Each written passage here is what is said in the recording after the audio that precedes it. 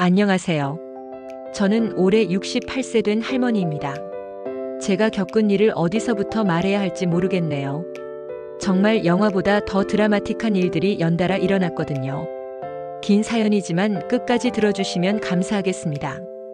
우리 아들 민수 가명은 28살까지 고시 공부에만 매달려 살았습니다.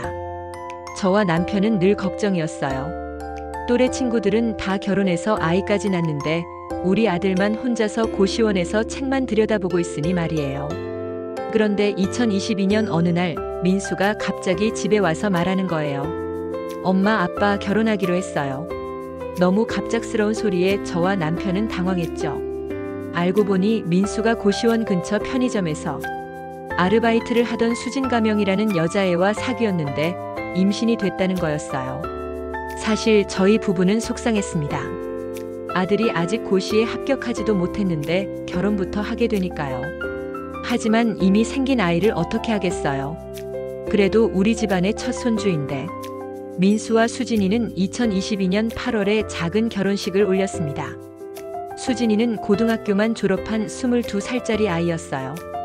부모님도 안 계시고 고아원에서 자랐다고 하더라고요. 그 말을 듣고 안쓰러운 마음에 더 잘해주려고 했어요. 결혼 후 신혼집은 저희가 마련해줬습니다. 전세금 2억 원을 어렵게 대출받아서 강남구의 작은 아파트를 구해줬죠. 민수는 결혼 후에도 고시 공부를 계속했고 수진이는 임신 중이라 일을 그만뒀어요. 2023년 2월 우리 손녀 소영이가 태어났습니다. 그렇게 예쁠 수가 없었어요. 민수는 아이를 너무 사랑했어요. 밤늦게 공부하다가도 소영이가 울면 먼저 달려가서 기저귀 갈아주고 분유 타주고 정말 좋은 아빠였습니다. 하지만 수진이는 달랐어요. 아이를 낳고 나서부터 점점 달라지기 시작했어요. 아기 돌보는 걸 힘들어하더니 자주 친구들과 만나러 나가기 시작했죠. 민수가 공부하느라 바쁘니까 저한테 아이를 맡기고는 밤늦게까지 들어오지 않았어요. 민수는 그런 아내 때문에 스트레스를 많이 받았지만 참고 견뎠습니다. 엄마, 수진이가 아직 어리니까 시간이 지나면 나아질 거예요 라고 하면서요. 2023년 7월 드디어 민수가 9급 공무원에 합격했습니다. 그렇게 기뻤어요. 이제 가정을 꾸려나갈 수 있겠다 싶었죠. 하지만 수진이의 반응은 의외였어요.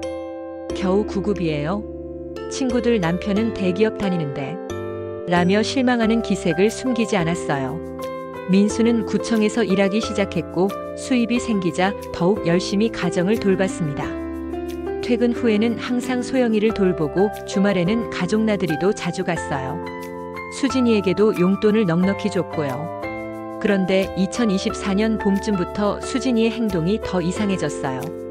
아예 집을 비우는 날이 많아졌고 소영이를 저희 집에 맡기고는 며칠씩 연락이 안 되기도 했어요. 민수가 걱정해서 전화해도 친구들과 여행 중이라며 대충 둘러댔죠. 민수는 그래도 참았어요. 아직 어리니까 좀 더 기다려보자면서요. 하지만 저는 이미 불안했어요. 며느리가 집안을 너무 등한시하는 것 같아서요. 2024년 8월 결국 최악의 일이 벌어졌습니다. 수진이가 갑자기 집을 나가버린 거예요. 아무 말도 없이요. 다만 냉장고에 쪽지 하나만 남겨뒀을 뿐이었어요. 미안해요. 나는 이런 생활이 너무 답답해요. 소영이는 잘 부탁드려요. 민수는 충격을 받았어요. 며칠 동안 수진이를 찾아다녔지만 소용없었죠. 휴대폰도 꺼버렸고 친구들도 모른다고만 했어요. 결국 민수는 혼자서 소영이를 키우게 됐습니다. 그때부터 민수의 진짜 육아가 시작됐어요. 출근 전에 소영이 밥 먹이고 어린이집에 데려다주고 퇴근 후에는 데리러 가서 목욕시키고 재우고 주말에는 빨래하고 집안일하고 정말 눈코 뜰 새 없이 바빴어요. 저도 최대한 도와드렸지만 제가 나이가 있다 보니 한계가 있었어요. 민수는 그런 저를 배려해서 괜찮아요, 엄마. 제가 할 수 있어요 라고 하며 혼자 다 감당하려고 했어요. 민수는 소영이를 정말 사랑했습니다. 아무리 힘들어도 소영이 앞에서는 절대 지친 기색을 보이지 않았어요. 오히려 더 밝게 웃어주고 더 많이 놀아주었어요. 소영이도 아빠를 무척 따랐고요. 그렇게 1년여가 지난 2024년 12월 23일 갑작스럽게 사고가 났습니다. 민수가 소영이와 함께 마트에 장 보러 갔다가 교통사고를 당한 거예요. 음주운전자가 신호를 위반해서 민수의 차를 들이받았습니다.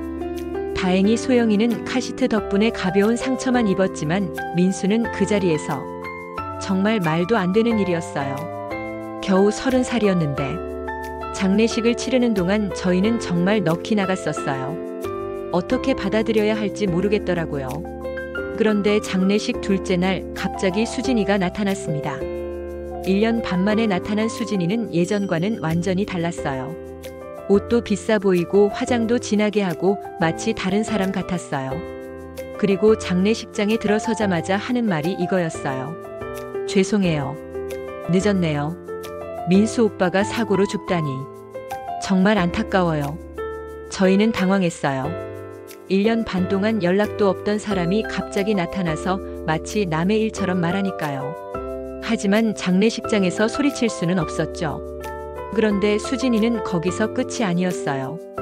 장례를 마치고 집으로 돌아가려는데 갑자기 저희를 붙잡고 하는 말이 이거였어요. 어머니, 아버지 죄송한데요. 민수 오빠 명의로 된 아파트 말이에요.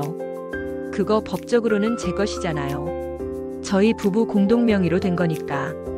순간 머리가 하얘졌어요. 뭐라고 대답해야 할지도 모르겠더라고요. 남편은 분노해서 내가 뭔데 그런 말을 해. 아이를 버리고 도망갔던 내가. 라고 소리쳤어요. 하지만 수진이는 태어냈어요. 감정적으로 접근하지 마세요. 저는 민수 오빠의 법적 배우자이고 아파트는 부부 공동 재산이에요. 당연히 상속받을 권리가 있죠. 그 순간 정말 어이가 없었어요. 아이를 버리고 남편까지 버렸던 사람이 재산만 챙기러 나타났다니요. 그럼 소영이는 어떻게 할 거야? 내 친딸인데. 제가 소리쳤어요. 소영이는 일단 어머니께서 키워주시죠. 저는 아직 혼자서 아이를 키울 여건이 안 되거든요. 대신 아파트 처분에서 나온 돈으로 소영이 양육비는 드릴게요. 정말 뻔뻔했어요. 자기는 재산만 챙기고 아이는 남에게 맡기겠다는 거였죠. 저희는 변호사와 상담을 받아봤어요. 안타깝게도 수진이 말이 틀린 건 아니었어요. 법적으로는 배우자가 먼저 상속받을 권리가 있다고 하더라고요. 물론 소영이도 상속권이 있지만 미성년자라 결국 법정 대리인인 수진이가 관리하게 된다는 거였어요. 그런데 바로 그때였어요. 소영이가 갑자기 가방에서 작은 일기장을 꺼내는 거예요. 저는 그 일기장을 받아들고 첫 페이지를 펼쳤어요. 민수의 글씨였어요. 2024년 1월 3일. 새해가 됐다. 수진이가 떠난 지 벌써 5개월이 지났다. 소영이는 엄마를 찾지 않는다. 아직 어려서 모르는 걸까? 아니면 이미 알고 있는 걸까? 오늘 법무사 선생님을 만났다. 혹시 모를 상황에 대비해서 유언장을 작성하기로 했다. 수진이가 언젠가 돌아올지도 모르니까. 저는 계속 읽어내려갔어요. 그런데 며칠 후 날짜의 내용을 보고 깜짝 놀랐어요. 2024년 1월 10일. 충격적인 사실을 알았다. 수진이가 나를 떠난 진짜 이유를 알게 됐다. 수진이 친구가 전화해서 알려줬는데 수진이는 처음부터 나에게 접근할 때부터 다른 목적이 있었다는 것이다. 그 친구 말로는 수진이가 고시생이면 미래가 보장되고 부모도 돈 있어 보이니까 좋겠다라고 말했다고 한다. 정말일까? 수진이가 나를 사랑했던 게 아니라 그냥 이용한 것일까? 저는 손이 떨렸어요. 계속 읽어보니 더 충격적인 내용들이 나왔어요. 2024년 3월 15일. 오늘 우연히 수진이를 봤다. 강남역 근처에서 비싼 옷을 입고 다른 남자와 함께 있었다. 그 남자는 40대쯤 되어 보였고 고급 외제차를 타고 있었다. 수진이는 나를 보지 못했다. 아니, 본 척하지 않았을 수도 있다. 그 남자와 아주 친밀하게 행동하고 있었다. 정말 충격이었다. 소영이를 버리고 나간 게 다른 남자 때문이었던 것일까? 2024년 5월 20일. 수진이가 직접 전화를 했다. 이혼해달라고. 그 대신 소영이 양육권은 포기하겠다고 했다. 하지만 재산 분할은 받아야겠다고 했다. 나는 거절했다. 소영이를 완전히 포기하겠다는 말을 하는 엄마가 어디 있냐고 화를 냈다. 수진이는 어차피 당신이 죽으면 내가 다 상속받을 거야 라고 말했다. 정말 소름 끼쳤다. 어떻게 그런 말을 할 수 있을까? 2024년 7월 8일. 변호사 선생님과 긴 상담을 했다. 수진이가 내가 죽으면 정말 모든 재산을 가져갈까 봐 걱정됐기 때문이다. 다행히 방법이 있다고 했다. 유언장을 통해 소영이에게 모든 재산을 물려줄 수 있다는 것이다. 배우자도 유류분이라는 게 있어서 일정 부분은 가져갈 수 있지만 대부분은 소영이가 받을 수 있다고 했다. 바로 유언장을 작성했다. 그리고 혹시 모를 상황에 대비해 공증까지 받았다. 2024년 9월 30일 수진이에 대한 더 충격적인 사실을 알았다. 민간조사업소에 의뢰해서 조사한 결과가 나왔다. 수진이는 고아원 출신이 아니었다. 부모님이 살아계시고 형제도 있었다. 하지만 가족들과 연을 끊고 지내고 있었다. 그 이유는 수진이가 사기 전과가 있기 때문이었다. 20세 때 결혼 사기로 실형을 받았던 적이 있었다. 저는 가슴이 두근거렸어요. 민수가 그런 것까지 조사했다니. 2024년 10월 15일 더 큰 충격이다. 수진이가 나와 결혼한 후에도 계속 다른 남자들과 만나고 있었다는 증거를 찾았다. 신용카드 내역을 보니 수진이가 고급 호텔과 레스토랑을 자주 이용했었다. 내가 준 용돈으로는 불가능한 소비였다. 그리고 수진이 핸드폰에 저장된 남자들 연락처도 여러 개 있었다. 모두 나이 많은 남자들이었다. 2024년 11월 20일 결정적인 증거를 찾았다. 수진이가 나 몰래 내 명의로 대출을 받았다는 사실을 알았다. 은행에서 확인해보니 3천만 원이 대출돼 있었다. 수진이가 내 신분증과 도장을 이용해서 받은 것이었다. 그 돈은 모두 수진이가 사용했다. 명품 가방, 옷, 성형수술비. 정말 어이가 없었다. 2024년 12월 20일 내일 경찰서에 고발장을 제출할 예정이다. 수진이를 사기죄와 문서위조죄로 고발하겠다. 소영이를 위해서라도 더 이상 참을 수 없다. 수진이 같은 사람이 소영이의 법정 대리인이 되어서는 안 된다. 모든 증거는 이 일기장에 기록해뒀다. 혹시 내게 무슨 일이 생기면 이 일기장이 수진이의 정체를 밝혀줄 것이다. 그것이 민수의 마지막 일기였어요. 저는 일기장을 다 읽고 나서 수진이를 바라봤어요. 수진이의 얼굴은 창백해져 있었어요. 수진아, 이게 다 사실이냐? 제가 떨리는 목소리로 물었어요. 수진이는 아무 말도 하지 못했어요. 그저 입술만 바들바들 떨고 있었죠. 사기 전과가 있다는 것도 사실이고 민수 명의로 대출받은 것도 사실이냐? 그때 수진이가 갑자기 무릎을 꿇더니 말했어요. 어머니, 저는 정말. 하지만 저는 더 이상 들을 마음이 없었어요. 됐어. 이제 와서 변명해봤자 소용없어. 저는 즉시 경찰서에 신고했어요. 그리고 민수가 정리해놓은 모든 증거 자료를 제출했어요. 경찰 조사 결과 수진이의 정체가 완전히 드러났어요. 수진이는 고등학교 졸업 후부터 계속 사기를 쳐왔어요. 결혼 사기가 주 수법이었고 민수는 그녀의 세 번째 피해자였어요. 수진이는 미혼모 시설에서 다른 여자의 아이를 입양해서 자신의 아이인 것처럼 속였어요. 소영이의 진짜 엄마는 따로 있었던 거예요. 하지만 다행히 DNA 검사 결과 소영이는 정말 민수의 친딸이 맞았어요. 민수 명의로 받은 3천만 원 대출금은 모두 수진이가 호화 생활비로 써버렸어요.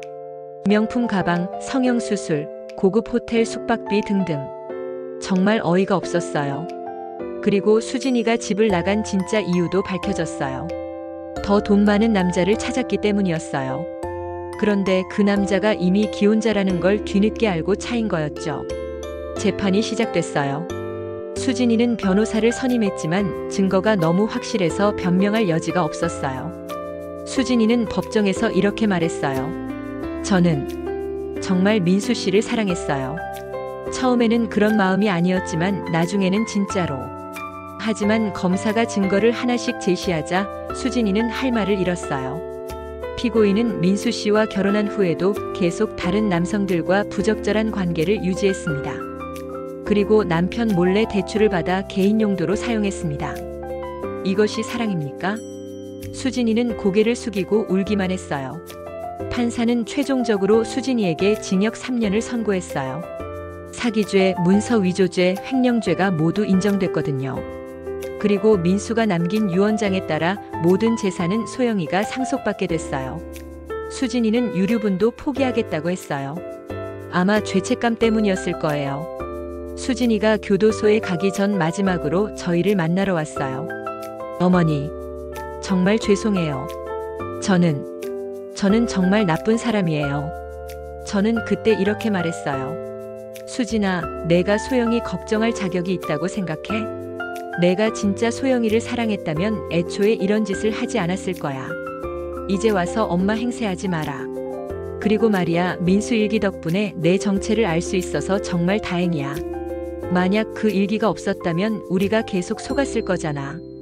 수진이는 그 말을 듣고 펑펑 울었어요. 하지만 전혀 동정심이 생기지 않더라고요. 민수는 끝까지 내가 변하기를 기다렸어. 하지만 넌 그런 민수를 배신했잖아. 이제 와서 후회해봤자 늦었어. 결과적으로 저희가 완전히 이겼어요. 수진이는 3년 동안 감옥에 갇혀 있게 됐고 소영이는 저희가 안전하게 키우게 됐어요. 아파트도 고스란히 소영이 몫이 됐고요. 무엇보다 수진이의 진짜 정체를 알게 된 게 가장 큰 수확이었어요. 만약 민수의 일기가 없었다면 저희는 계속 속았을 거거든요. 주변 사람들도 다들 잘 됐다고 해요. 그런 사기꾼이 감옥에 가는 게 당연하다면서요. 지금 소영이는 건강하게 자라고 있어요.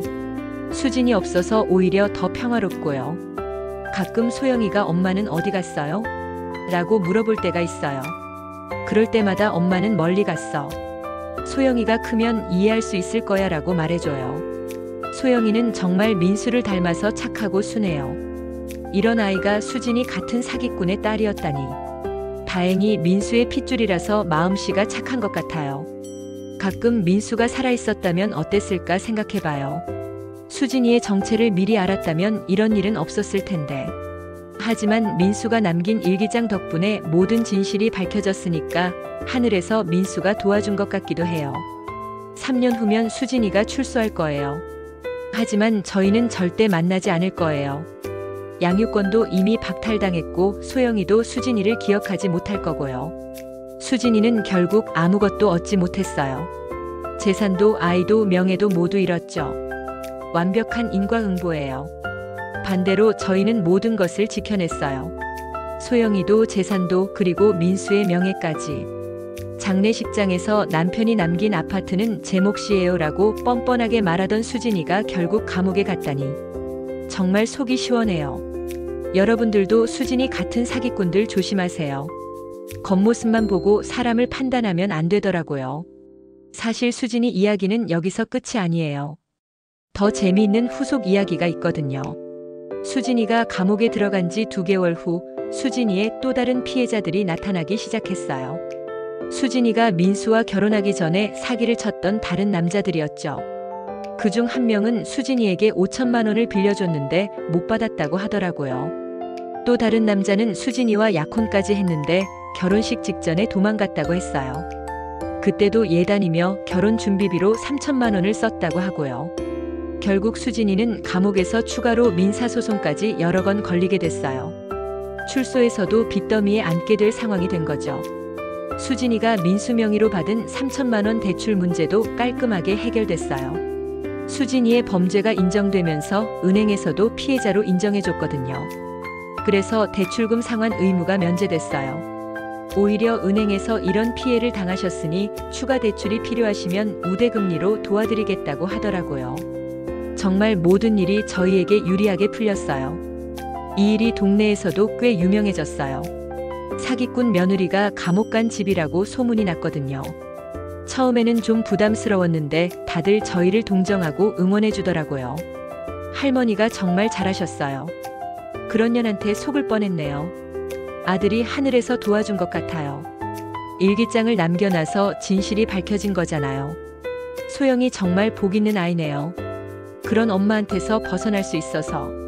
이런 말들을 들을 때마다 정말 뿌듯했어요. 수진이는 지금 교도소에서 어떻게 지내고 있을까요? 솔직히 궁금하지도 않아요. 가끔 수진이가 교도소에서 보낸 편지가 와요.